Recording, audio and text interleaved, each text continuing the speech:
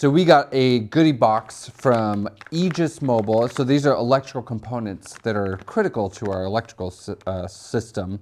These are things like fuse blocks, terminal blocks, switches, and bus bars. That's pretty much everything that they do in all different shapes and sizes. And we have a whole bunch of things to install on the boat.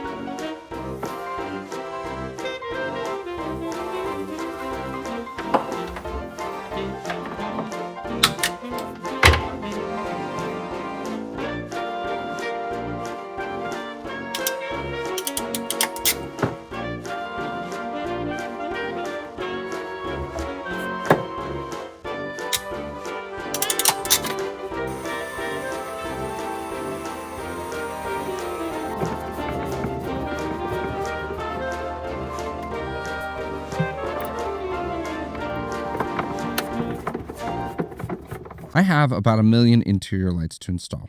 These include mood lighting above the deadlights, overhead lighting, courtesy lighting, reading lights, and utility lighting in the engine room and for peak. If I were to include a switch on the switch panel for every light, there'd be about 50 extra switches on the panel. So what I did was break down the boat into 3 lighting zones. This way I can run a single cable to each zone that will power a fuse block. It is important that all wires and circuits are protected against overcurrent by the way of fuses or breakers. So my one larger cable that will feed the zone will be protected by a breaker on the switch panel, and it will power this fuse block. This fuse block will protect each individual light circuit in this zone with an ATC fuse, some call them blade fuses. The nice thing about this Aegis fuse block is that there are lights on the block that will indicate when a fuse is blown, so if there's a problem, I can take a quick look at the block to see if a light is on, which will indicate a blown fuse, and then troubleshoot from there. Of course, it's also important that each circuit coming off of the fuse block is labeled as well. A project like this can quickly turn into a big mess, so I'm trying to stay as organized as possible. All right, so I'm finished installing my fuse block, which is, this is controlling everything forward of the head as far as the lights go. And I worked on this all day yesterday, and I was very proud of how it turned out. And so I sent Mike from Sea and Land, who does this stuff all day long. I sent him a picture and was like, what do you think? And he was like, well, it's okay. So he gave me a bunch of tips, just little things to make it look even nicer, including where to place the labels. You know, he was like, just put more zip ties on there. Put some braided loom. In general, just clean it up. And so, yeah, I'm pretty happy with how it is. In the future, I think what I'm going to do is do smaller service loops. This is just the first one, so I have 2 more of these big ones to do. I have 3 light zones in the boat, and so the next one I'm going to work on is the biggest one. I'm going to do a little bit differently. This is really, really good practice for me as far as making wiring look nice. When I get to like the cabinet where the switches are going to be, that's going to be a huge project just like this of organizing wires. Overall, it's a good first attempt.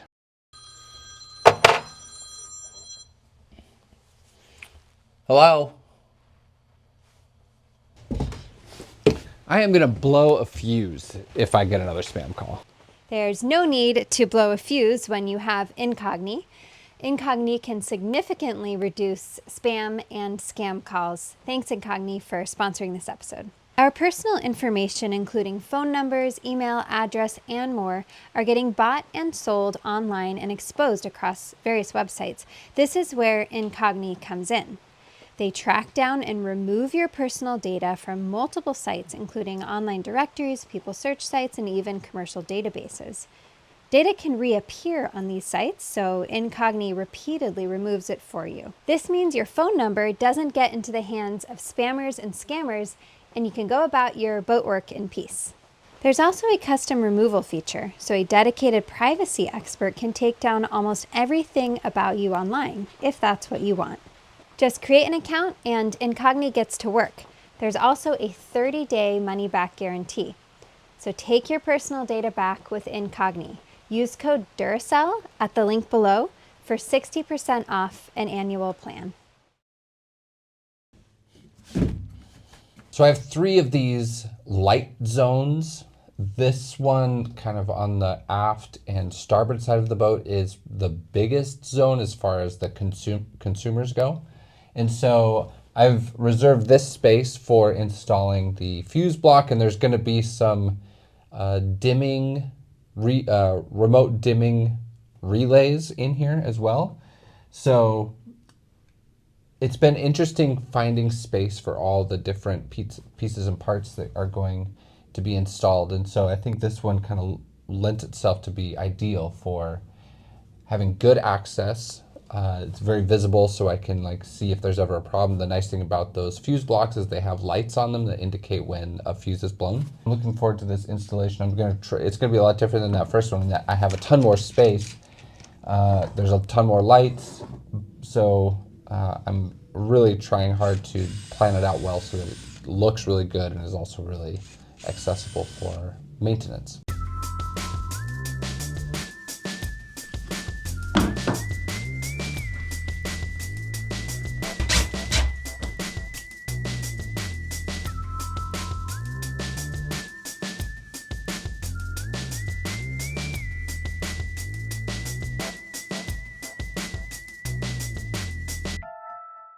This is now zone 3 of my interior lighting circuits.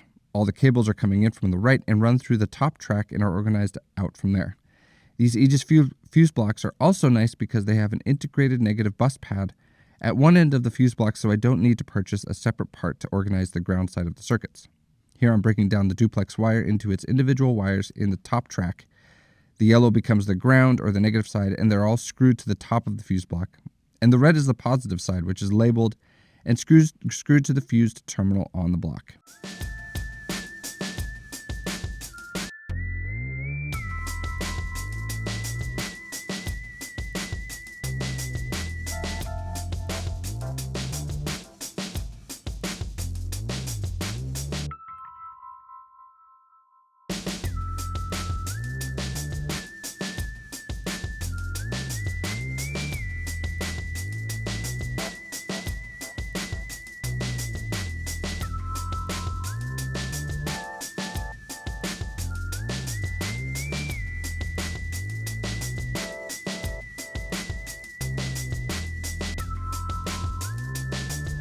Nice.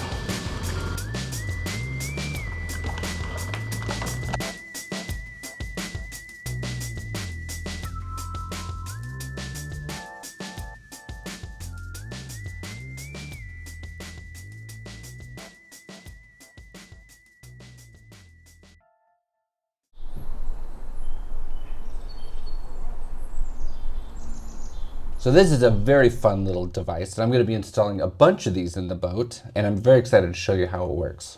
So this is a remote light dimmer, and these things come in all shapes and sizes and varieties. This one is specifically for DC circuits, so it works in, I think, 12 to 24 volt range, and it is 2 channels, but I'm only using white, and so warm white is all the lights that we're going to be installing in the boat.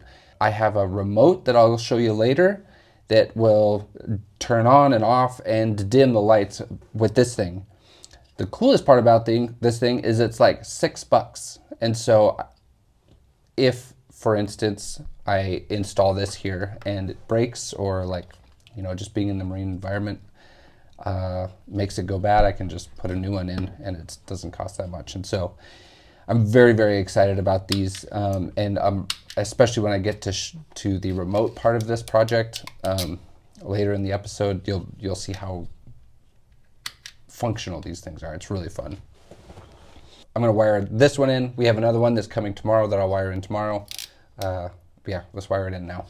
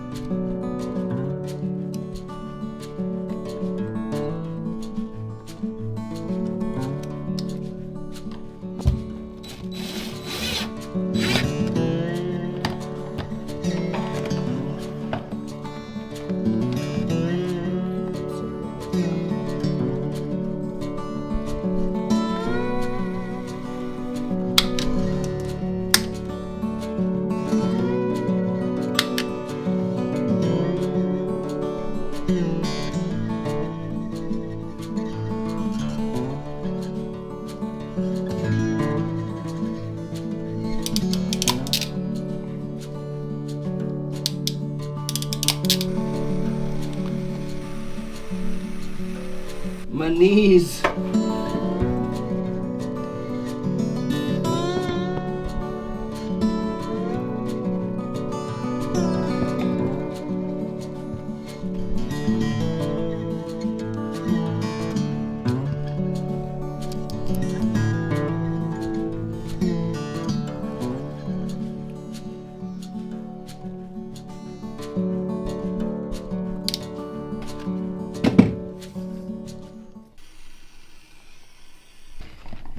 Do you like electrical work? Yeah, very much. It's nice and clean. It's true, no fiberglass dust. Yeah. And there's no one right way to do things, or there's a lot of wrong ways to do it, but there's no one right way to do a lot of this stuff, which is pretty fun. You can kind of be creative with it. We'll show you how that works shortly.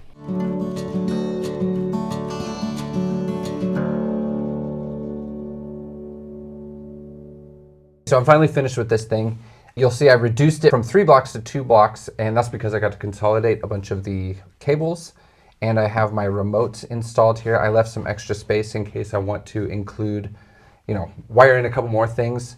And these tracks are coming in really, really handy for just making a really clean wire run. So this is a very, I think, clean looking install, and Mike approved. I sent him a picture. He said it's all good. I bought a bunch of LED strips from Imtra that will be used in various places in the boat. Today, I'm working on the strips that will go on the back side of the valances. The strips come in 10-meter long rolls, and I'm cutting them down to fit the valance, and then soldering wires to the individual strips and finishing the ends to protect the soldered terminals from the marine environment using heat shrink tubing. Lastly, the wires will all have bullet connections so that they're easily disconnected. I'm very much a noob solderer, and after watching a few YouTube videos on the subject, this was excellent practice for making lasting connections.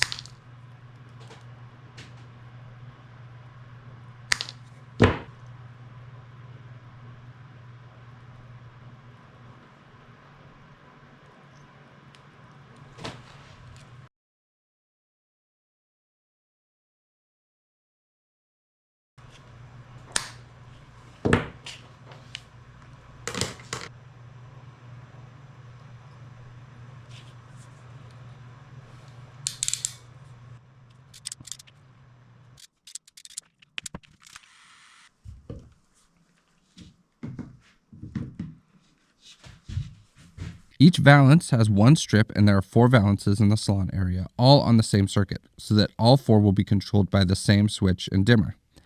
I mounted them to some epoxied door skins with Velcro, and then stuck them up to the back side of the valance. The Velcro, along with the bullet-style wire terminal connectors, will make it so I can more easily remove and service them in the future.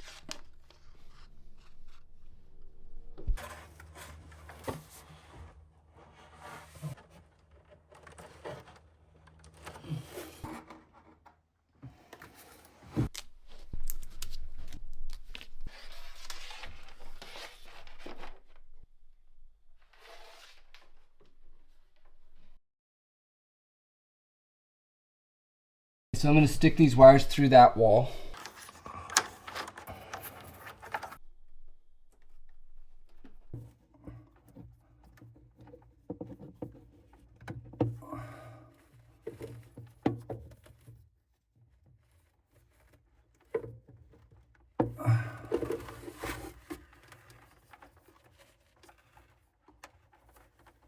Cool. Okay, now all the lights are connected, and so we can show you how we're going to switch these things. We've got this power supply here, and so this is going to simulate turning the switch on. There's going to be a big switch panel right here, and the main source of power to that whole fuse block will be through this cable. So I'm going to power up the fuse block, and then we'll go back and we'll program our controller. Okay, so I've got my remote and I just programmed it to my first switch. So we're gonna go see how well the lights work with this new remote.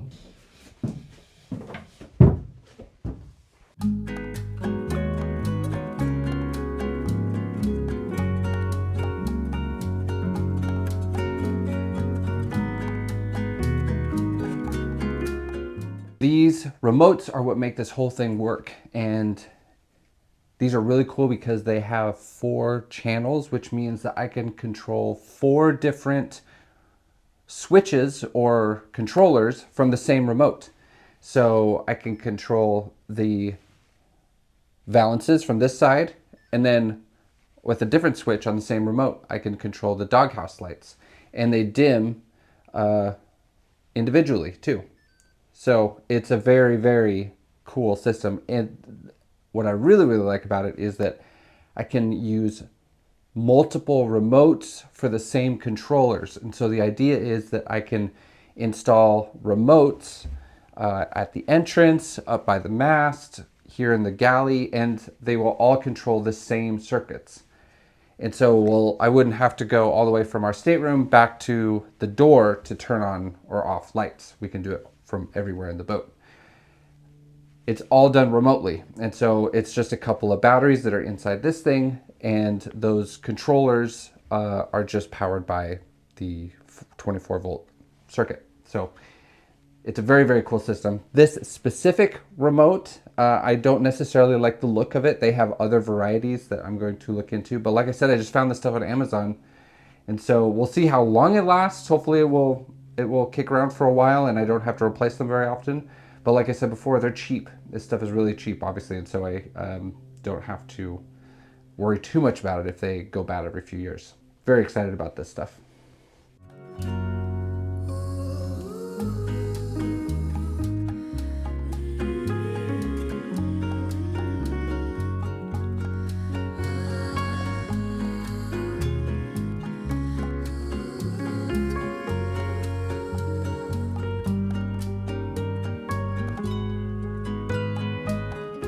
You're having way too much fun with this. I've spent so much time researching and figuring this crap out.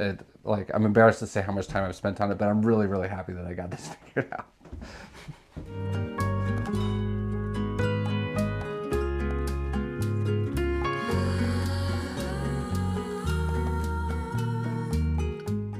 It's pretty awesome. These lights only use 1 amp for all of these salon lights. It's the beauty of LEDs. You need to calm down about these dimmer lights. I will not calm down. You're out of control. And those 4 doghouse lights are only using 1¼ amps. Of course, this is at 24 volts. So 35 watts, which is like nothing.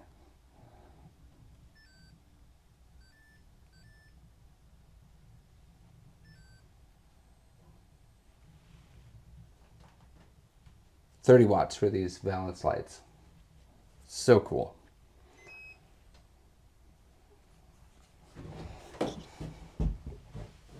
Having way too much fun. We have a new Patreon to thank this week. Thank you to Simon, who's out in England. He sent us this really cool picture of his 14-foot Wanderer. They're up on the beach after the tide goes out, and they set up tents in the boat. It looks really, really fun. He's new to sailing and is getting into crewing on bigger boats, taking courses, and he has a laser. that he races. So thank you very much to Simon, and thank you very much to everybody who has joined our Patreon community. If you're looking to join it, you can find us at the Duracell Project on patreon.com.